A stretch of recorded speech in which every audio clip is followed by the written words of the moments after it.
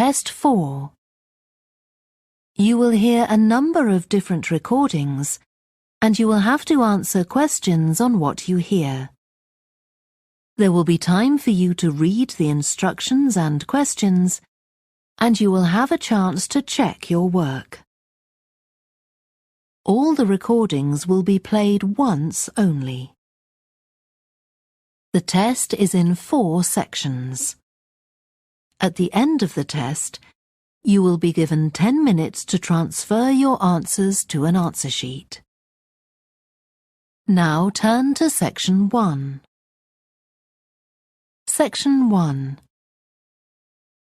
You will hear a woman telephoning for information about a festival.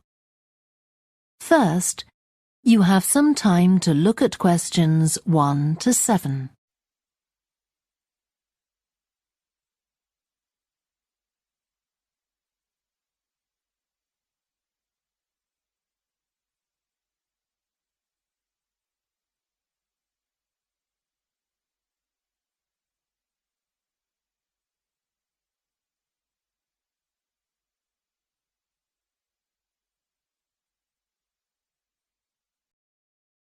Now we shall begin. You should answer the questions as you listen because you will not hear the recording a second time. Listen carefully and answer questions 1 to 7. Good morning, Stretton Festival box office. How can I help you? Oh, hello. My family and I are on holiday in the area, and we've seen some posters about the festival this week. Could you tell me about some of the events, please? Of course. First of all, are there still tickets available for the jazz band on Saturday? There are, but only £15. The £12 seats have all been sold. OK, and the venue is the school, isn't it? Yes, that's right. The secondary school. Make sure you don't go to the primary school by mistake. And there's an additional performer who isn't mentioned on the posters. Carolyn Hart is going to play with the band. Oh, I think I've heard her on the radio. Doesn't she play the oboe or flute or something? Yes, the flute. She usually plays with symphony orchestras, and apparently this is her first time with a jazz band. Well, I'd certainly like to hear her. Then the next thing I want to ask about is the duck races. I saw a poster beside a river. What are they exactly? Well, you buy a yellow plastic duck, or as many as you like. They're £1 each. And you write your name on each one. There'll be several races, depending on the number of ducks taking part. And John Stevens, a champion swimmer who lives locally, is going to start the races. All the ducks will be launched into the river at the back of the cinema. Then they'll float along the river for 500 metres, as far as the railway bridge. And are there any prizes? Yes. The first duck in each race to arrive at the finishing line wins its owner free tickets for the concert on the last night of the festival. You said you can buy a duck. I'm sure my children will both want one. They're on sale at a stall in the market. You can't miss it. It's got an enormous sign showing a couple of ducks. OK, I'll go there this afternoon. I remember walking past there yesterday. Now, could you tell me something about the flower show, please? Well, admission is free, and the show is being held in Bythwaite Hall. Sorry, how do you spell that? Bythwaite.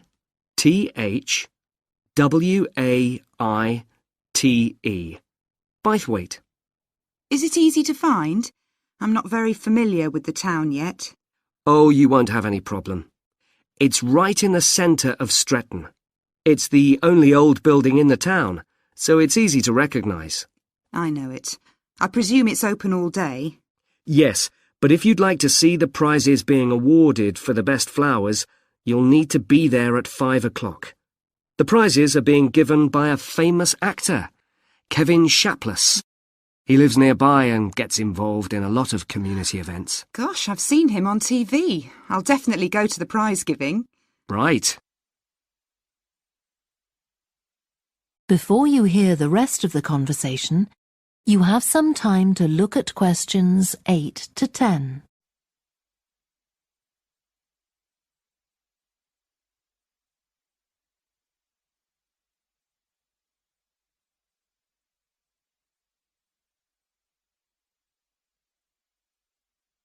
Now listen and answer questions 8 to 10. I've seen a list of plays that are being performed this week, and I'd like to know which are suitable for my children and which ones my husband and I might go to. How old are your children? 5 and 7. What about The Mystery of Muldoon? That's aimed at 5 to 10-year-olds. So if I take my children, I can expect them to enjoy it more than I do? I think so. If you'd like something for yourself and your husband and leave your children with a babysitter, you might like to see Fire and Flood. It's about events that really happened in Stretton 200 years ago, and children might find it rather frightening. Oh, thanks for the warning. And finally, what about Silly Sailor? That's a comedy, and it's for young and old. In fact, it won an award in the Stretton Drama Festival a couple of months ago. OK. Well, goodbye and thanks for all the information. I'm looking forward to the festival. Goodbye. That is the end of section 1. You now have half a minute to check your answers.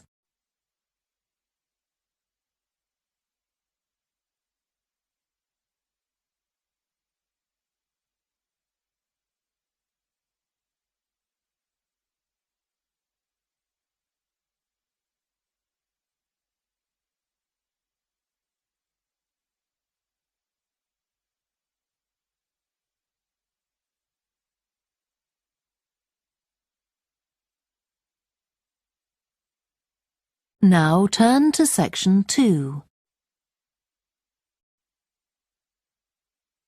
Section 2. You will hear a guide at an art museum talking to a group of visitors. First, you have some time to look at questions 11 to 16.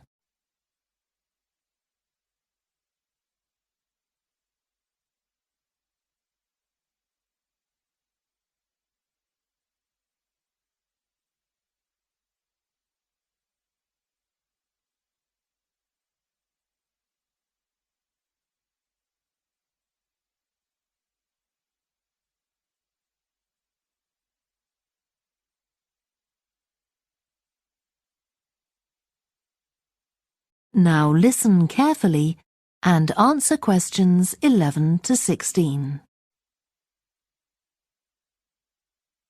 Good morning and welcome to the museum, one with a remarkable range of exhibits which I'm sure you'll enjoy.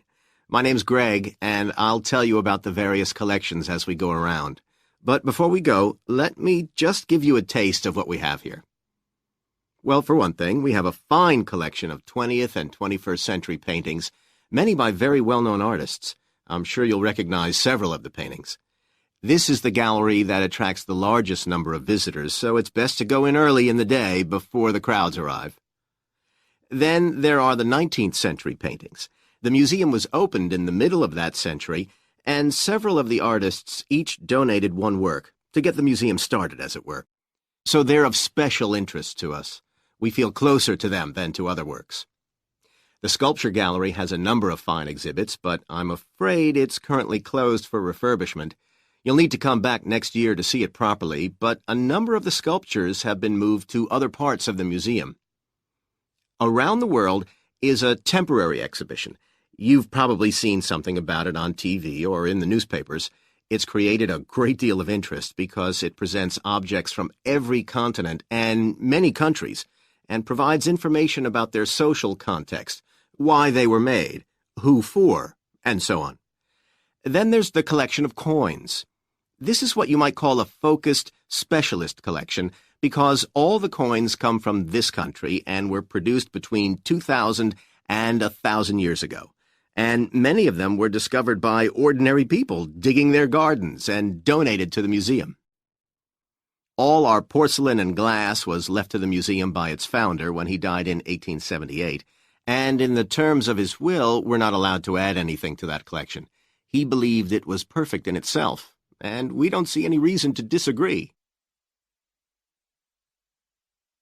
Before you hear the rest of the talk, you have some time to look at questions 17 to 20.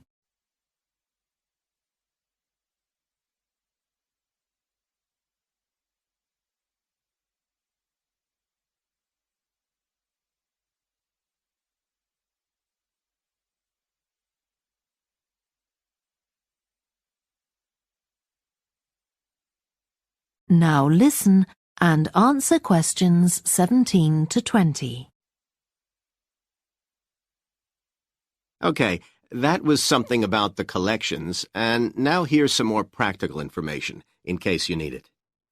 Most of the museum facilities are downstairs in the basement, so you go down the stairs here. When you reach the bottom of the stairs, you'll find yourself in a sitting area with comfortable chairs and sofas where you can have a rest before continuing your exploration of the museum. We have a very good restaurant which serves excellent food all day in a relaxing atmosphere. To reach it, when you get to the bottom of the stairs, go straight ahead to the far side of the sitting area, then turn right into the corridor. You'll see the door of the restaurant facing you. If you just want a snack or if you'd like to eat somewhere with facilities for children, we also have a cafe. When you reach the bottom of the stairs, you'll need to go straight ahead, turn right into the corridor, and the cafe is immediately on the right. And talking about children, there are baby-changing facilities downstairs. Cross the sitting area, continue straight ahead along the corridor on the left, and you and your baby will find the facilities on the left-hand side. The cloakroom, where you should leave coats, umbrellas, and any large bags, is on the left-hand side of the sitting area. It's through the last door before you come to the corridor. There are toilets on every floor, but in the basement, they're the first rooms on the left when you get down there. Okay, now if you've got anything to leave in the cloakroom, please do that now, and then we'll start our tour. That is the end of section 2. You now have half a minute to check your answers.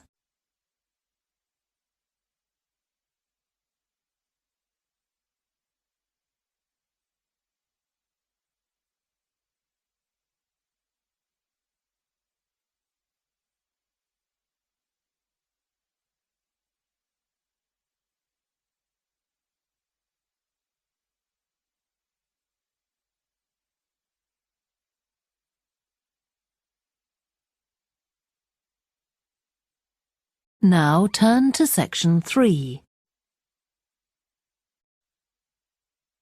Section 3. You will hear a student called Joanna talking to her new supervisor about some research she has done on psychology and music. First, you have some time to look at questions 21 to 26.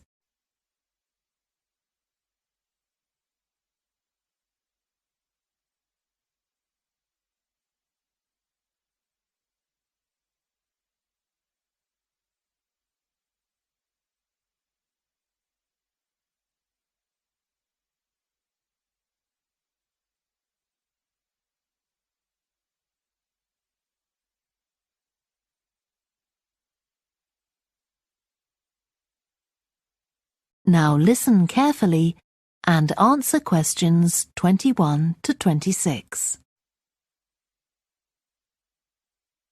Hi, Joanna. Good to meet you.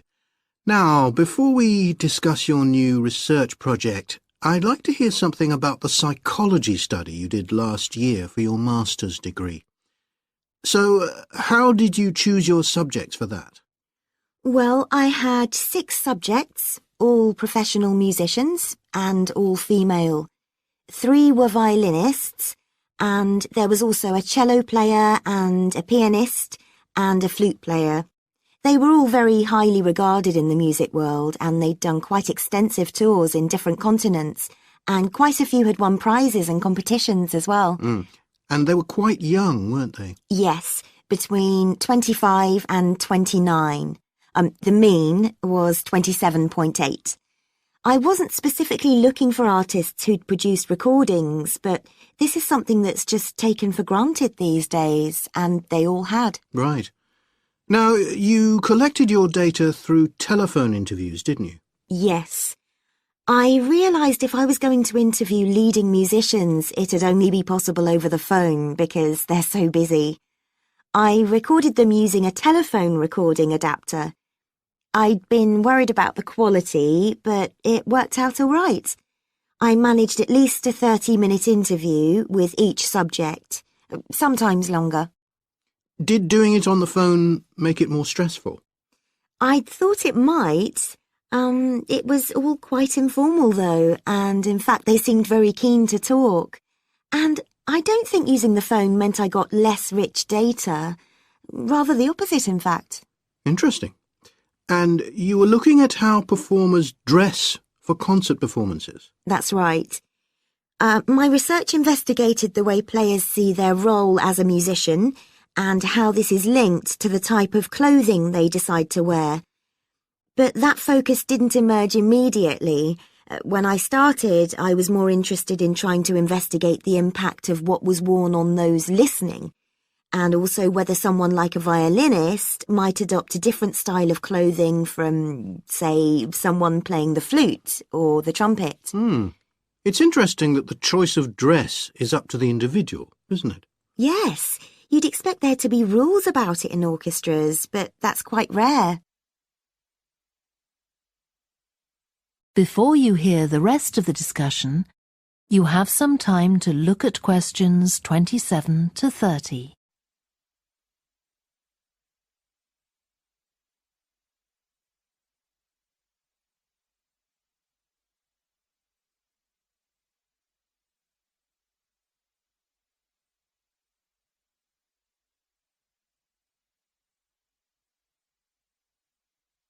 Now listen and answer questions 27 to 30.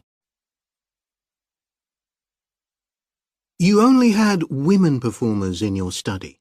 Was that because male musicians are less worried about fashion? I think a lot of the men are very much influenced by fashion, but in social terms, the choices they have are more limited. They'd really upset audiences if they strayed away from quite narrow boundaries. Now, popular music has quite different expectations.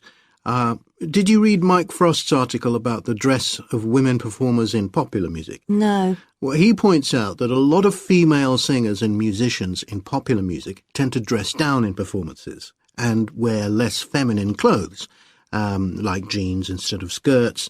And he suggests this is because otherwise they'd just be discounted as trivial. But you could argue they're just wearing what's practical. I mean, a pop music concert is usually a pretty energetic affair. Yes, he doesn't make that point, but I think you're probably right.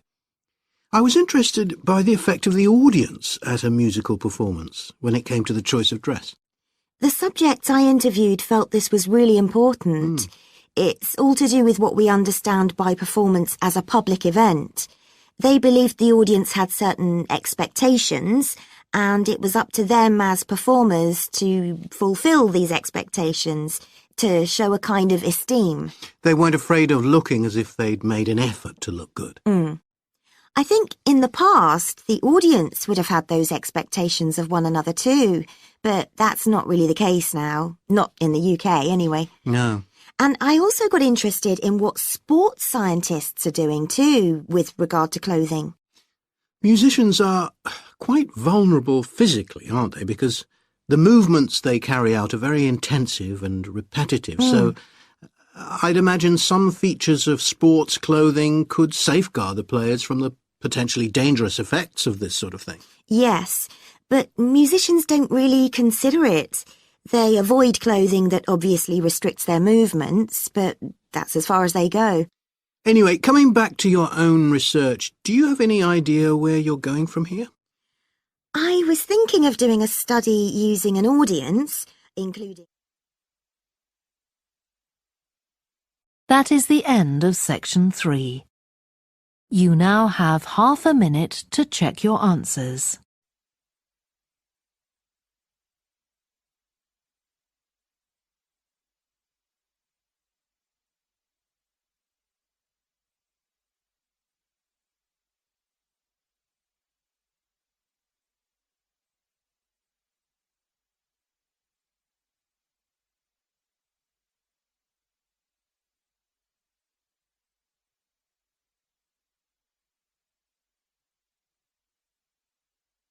Now turn to section 4. Section 4. You You will hear part of a lecture about a way of reducing the amount of carbon dioxide in the atmosphere. First, you have some time to look at questions 31 to 40.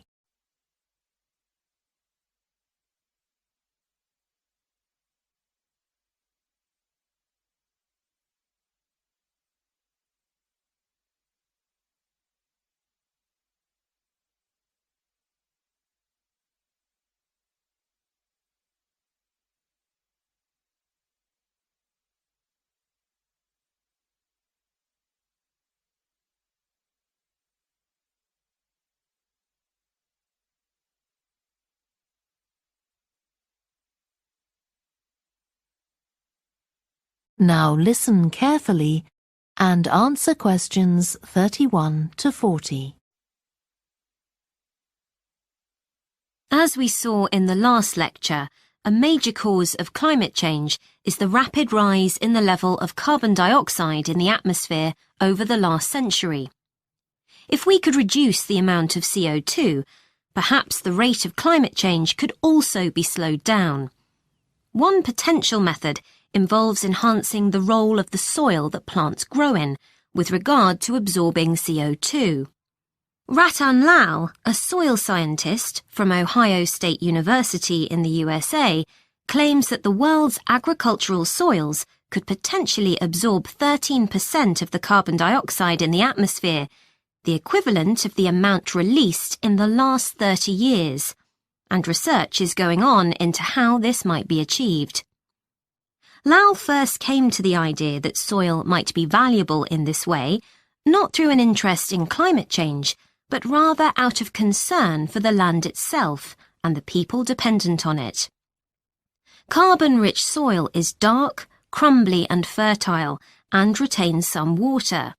But erosion can occur if soil is dry, which is a likely effect if it contains inadequate amounts of carbon. Erosion is of course bad for people trying to grow crops or breed animals on that terrain. In the 1970s and 80s, Lal was studying soils in Africa so devoid of organic matter that the ground had become extremely hard, like cement. There he met a pioneer in the study of global warming, who suggested that carbon from the soil had moved into the atmosphere. This is now looking increasingly likely. Let me explain. For millions of years, carbon dioxide levels in the atmosphere have been regulated, in part, by a natural partnership between plants and microbes, tiny organisms in the soil. Plants absorb CO2 from the air and transform it into sugars and other carbon-based substances. While a proportion of these carbon products remain in the plant, some transfer from the roots to fungi and soil microbes, which store the carbon in the soil. The invention of agriculture some 10,000 years ago disrupted these ancient soil-building processes and led to the loss of carbon from the soil. When humans started draining the natural topsoil and ploughing it up for planting, they exposed the buried carbon to oxygen. This created carbon dioxide and released it into the air. And in some places, grazing by domesticated animals has removed all vegetation, releasing carbon into the air. Tons of carbon have been stripped from the world's soils, where it's needed, and pumped into the atmosphere. So, what can be done? Researchers are now coming up with evidence that even modest changes to farming can significantly help to reduce the amount of carbon in the atmosphere. Some growers have already started using an approach known as regenerative agriculture. This aims to boost the fertility of soil and keep it moist through established practices.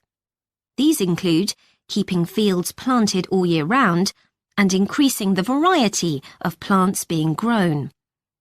Strategies like these can significantly increase the amount of carbon stored in the soil, so agricultural researchers are now building a case for their use in combating climate change.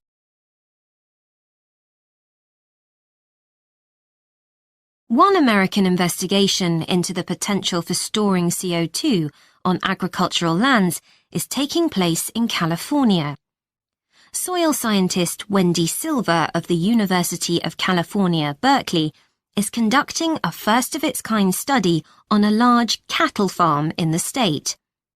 She and her students are testing the effects on carbon storage of the compost that is created from waste, both agricultural, including manure and corn stalks, and waste produced in gardens, such as leaves, branches, and lawn trimmings. In Australia, soil ecologist Christine Jones is testing another promising soil enrichment strategy. Jones and 12 farmers are working to build up soil carbon by cultivating grasses that stay green all year round. Like composting, the approach has already been proved experimentally. Jones now hopes to show that it can be applied on working farms and that the resulting carbon capture can be accurately measured. It's hoped in the future that projects such as these will demonstrate the role that farmers and other land managers can play in reducing the harmful effects of greenhouse gases. For example, in countries like the United States, where most farming operations use large applications of fertilizer, changing such long-standing habits will require a change of system. Ratan Lal argues that farmers should receive payment, not just for the corn or beef they produce, but also for the carbon they can store in their soil. Another study being carried out. That is the end of section 4. You now have half a minute to check your answers.